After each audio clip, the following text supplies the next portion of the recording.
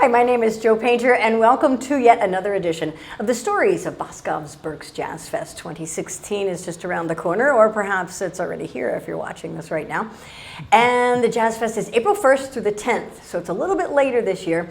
Big event, 26th year, and you think, boy, how do we change it? How do we mix it up? So let me introduce you to Mike Eben. Hi, Mike. Hi, Jo. You've been in music education for a long time. A long time, yes, that's right. What is your background? Well, my background is public school music education. I taught in the Muhlenberg School District for 23 years.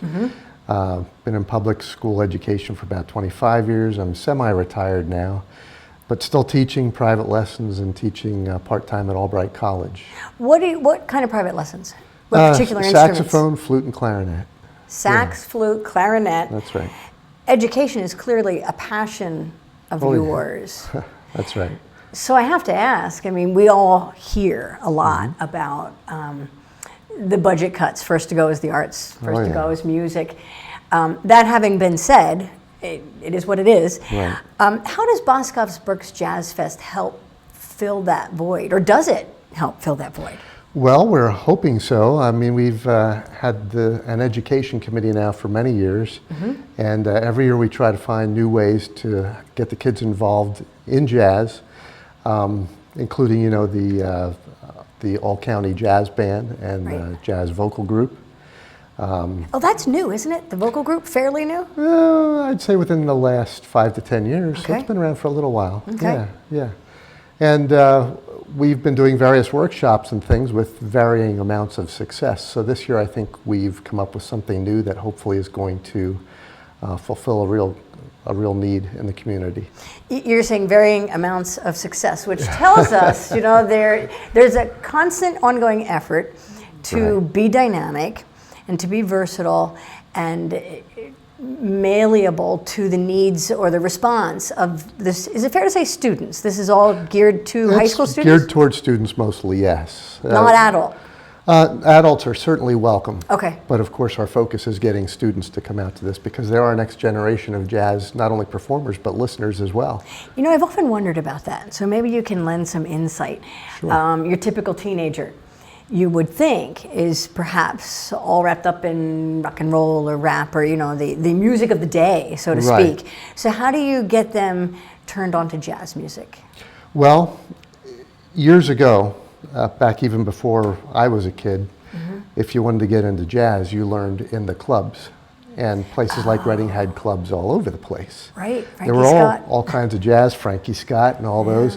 So you go out and see those performers, and those were the people that you approached about learning the music. So it was out there. These days that doesn't happen so much. So the schools are where most of our jazz education happens. And most schools these days have a jazz program of some sort. So that's really where kids get their interest. They join the jazz band, they start playing the music, and then after that, hopefully they start listening to it. And that's where we really develop that love of the music. And is that link, I am guessing, is really driven home that the roots of the music, the foundation of a lot of music that we listen to is in jazz? Oh, absolutely. And I think kids discover that as they get into it more. They understand that they're learning more about music itself so that it applies to other things they play, concert band or orchestra or things like that. The things that they learn through jazz band, they start to understand how chords and scales work, and it makes sense in everything they do musically. How do you see, or do you see an impact in students just over the years in all of your education experience? What does a music program or these workshop opportunities do for a student? How does a student change? Well, I think first of all, performance-wise, it changes a student because there has to be that commitment. You you can't be successful at it if you aren't into it 100%. Right. So it involves not just you know, coming to jazz band rehearsal and playing your instrument once a week or whatever, you have to practice if you're going to maintain your chops and keep up with being able to play. You have to listen to the music so that when you play it, you sound authentic. I always give my kids the example of me trying to rap, and they always laugh. I didn't mean to laugh, Mike. And you're laughing too. I'm trying to get an image here. And I always ask them, why are you laughing? And they say, well, that's just kind of ridiculous. And I say, that's right, because I probably don't listen to a lot of rap. I probably wouldn't sound very authentic. I said the same thing is going to happen if you try to play jazz without ever listening to it. It's a good example. Absolutely. I'm sure they can relate to that. And we know that most kids that are playing music in schools, most of them aren't going to be musicians when they leave school. They're going to go into other fields, but they're going to carry music with them, and they're going to carry that love. So I'm more interested in developing a generation of students that's going to be jazz listeners more than jazz performers. If they become performers, that's fantastic. But the listeners are what we really want to try to get, because we got to keep that love of the music alive. And therefore keep the music alive. Absolutely. So over the years with Boscov's Berks Jazz Fest and the education component, you said it's hit or miss, and you've learned a lot. So what have you learned that you're bringing to the table this year? Well, we've tried workshops in the past, and workshops are great because you get to hear points of view from various musicians. We use local musicians and some of the musicians that come in for Jazz Fest. But we found over the years that generally attendance isn't that great. And I think it was because it's just something that's out there, the kids know about it. They may or may not tell their parents. They may or may not be busy that night. So it's not mandated through the schools and it's not like a part. No. Okay. We make the schools aware of it, and their teachers tell them, of course, but it's hard to get the thing to come to full fruition by having the kids actually come out and participate. Right. So this year we think we have a new format that is going to help us. And what is it?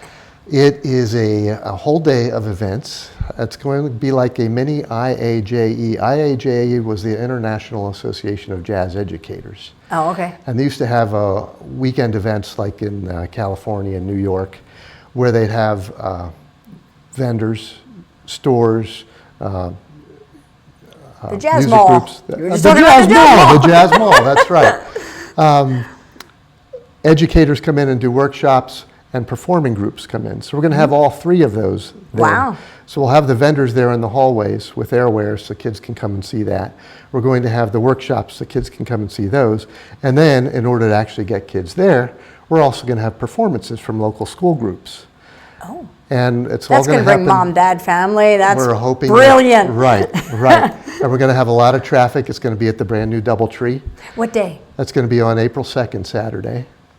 So it's all day at the DoubleTree. It's going to be a day-long event at the DoubleTree, yes. So we want to have all these things happening at the same time, so that as people come in, if they're coming in to perform, there's also going to be, oh, hey, look at these vendors here, we can look at this. Oh, there's a workshop happening now, maybe I want to go see that. And they're all in great rooms. The space is supposedly terrific, so it is gorgeous. I'm hoping to see that You're soon. going to love it, love it. So there will be a performance that night then? There will be performances all day long from various school groups. We're actually going to start. That is very cool. Yeah, we're going to start the night before with Kutztown University's big band is going to be there performing a concert. And then Saturday will be our whole day of events for the local school This groups. is the closing weekend. No, this is the opening weekend, first and second. Yep. 1st and 2nd of Yes, April at the that's right. DoubleTree. And get your tickets. Absolutely. Get your kids out there. And if you like to play, and I'm glad you said adults are welcome. Oh, absolutely. Because I think there's a fair amount of adults out there that go, I always wish I played the piano or played the saxophone, and they pick it up. Right. And so that's another good way for them to be exposed to these educational opportunities. And many of these adults are people that played in their school bands and jazz bands when they were kids. And if they still want to get out and play, it's a great opportunity for them to do that. Do we need to register for this? No, you don't. Just come in, spend the day, enjoy yourself. What an event that you've lined up. Congratulations. We hope so. Thank you very much. You're welcome. April 1st and 2nd at the DoubleTree. Get jazzed. That's Jazzed in capital letters. That's right. And don't forget the Jazz Mall, because I like it. All right. Thank you, Mike. You're welcome.